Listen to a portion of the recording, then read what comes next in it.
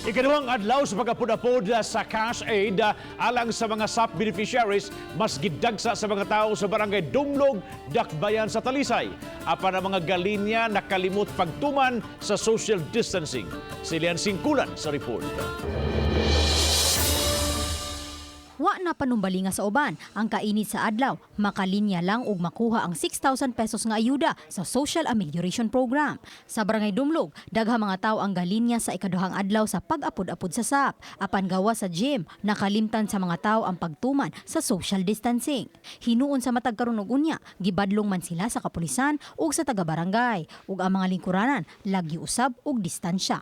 Samtang kining usa ka senior citizen, nagpadaplin lang una sa sulod. Nagpadaplin lang kay nangitag doldool nga kuan malinya.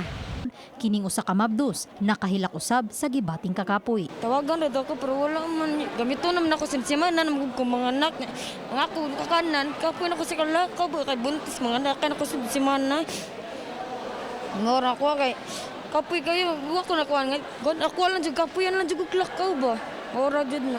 Ang Barangay Dumlog adunay kapin sa 1,700 ka mga SAP beneficiaries. Mao nang gipahimangnuan ang mga mi-claim niini aron mas paspas ug hanay usab ang dagan sa proseso. Ang mo-claim jud no para dili magbalik-balik. So taon unsa sa ilang barangay kung naabig sila sa payroll. Pero hindi man sila gud ang tanan kuno na sa payroll giteksan man kuno sa DSWD. Nya ikaduha is magdagid sila government ID. Kung wa sila government ID kinahanglan barangay certification. Sa sulod sa gym, adunay lamesa sa barangay nga miabag sa mga milinya aron mohatag og certification sa mga walay ID. Uban ni Renante Quiñones, Lian Singkulan, Balitang Bista.